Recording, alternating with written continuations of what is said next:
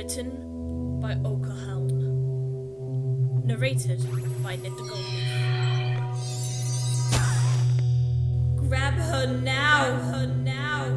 I write on the smooth wall using blood for ink. Not my blood. Well, sort of my blood. It's complicated. The important thing is for the next one to read it soon enough. Teleportation is just a flash, I once thought. Pop, poof, and you're there. I should be able to forgive myself for thinking that, but I can't. I can't forgive any of myself for being so fundamentally wrong. It feels like 3 days ago, though there are no days in this empty place. I simply teleported, as unthinkably as ever.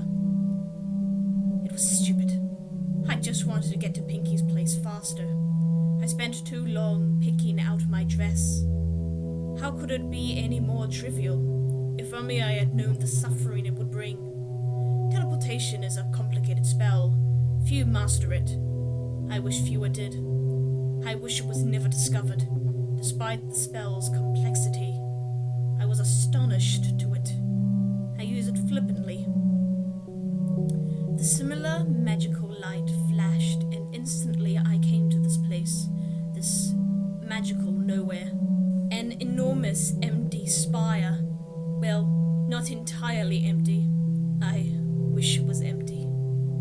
I hover motionless in the center, amazed that the teleportation spell did something I thought I had never done before.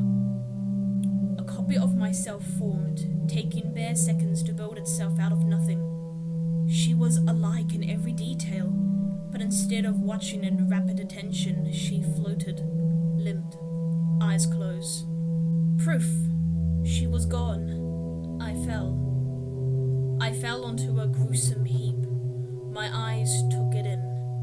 My hooves felt the cold flesh underneath, but it took ages for my mind to accept it. An enormous pile of dead ponies. Dead, purple ponies. Unicorns and alicorns, a pile of my own rotten corpses. My legs went weak at the sight. The smell of it. I couldn't stand to touch them, those horrific bodies. Before I recovered, I found one of them wasn't dead. Murderer! Murderer! The other shouted. I'll kill you! I'll kill you! I'll kill you! I killed you! She was thinned, gorged, and she stumbled as she climbed the hill of decaying bodies. What hair she had left was frail, sickly. I saw dark strands around her mouth and madness in her eyes. I'll spare the gory details. The grim duel, the weapons she fashioned from old bones. All that matters is that when silence fell again, another body laid on the heap. Another testament to the ugly suffering I forced on myself. I gasped for breath, my legs trembling on top of the rank flesh. Momentarily, heedless of what I stood upon. Slowly I understood what happened. What had happened over and over. Teleportation isn't a way to send myself somewhere.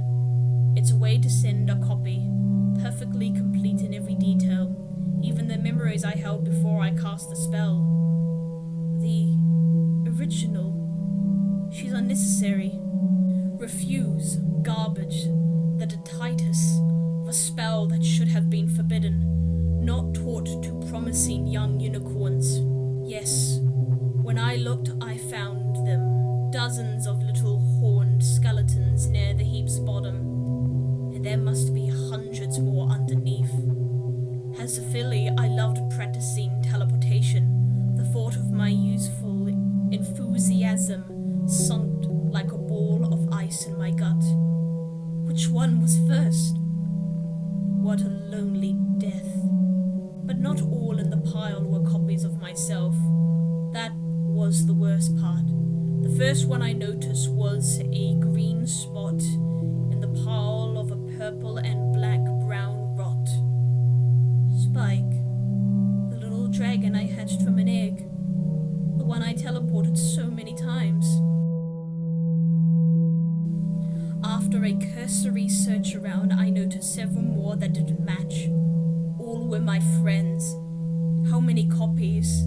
I haven't had the stomach to count. Why count them? Every corpse was emaciated, bones outlined through the skin, starved and dehydrated. Worse, some of them had dark stains on their muzzles.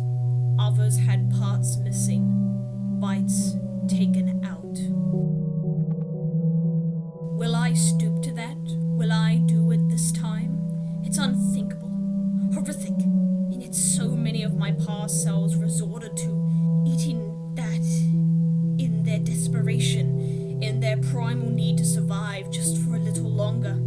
I stuttered. Already my stomach growls at me from the inside. My head hammers from the lack of fluids, and that pile waits, stinking and mocking me with wasted water and nutrients my body could almost digest.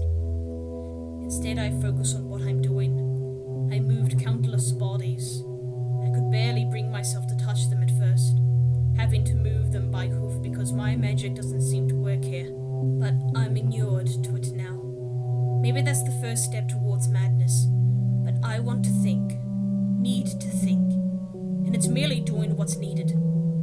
My new pair of bodies give me access to the walls of the spire, the one I faced when I first appeared here. I think, and on that wall, in the still wet blood of the copy I killed, it written my simple message. Grab her now! I hope the next time one of me will read that. Somehow latch forward and grab onto the fresh copy before it flashes away. If that's enough to get her out, she'll know this place and be able to cooperate with the new copy. Maybe they can even find a way to rescue me from this hell, but who knows how long that will be. I've gone months without teleporting last time, long enough for the previous copy to nearly starve despite her cannibalism. The chance of rescue is a desperate delusion. I know that. But I have another hope. Maybe this message will lead to an end. If it's enough to prevent the other me from ever teleporting again, that will be victory. That hope might be enough to forestall the madness that took my predecessor. Enough to repel the sneaking thought of how those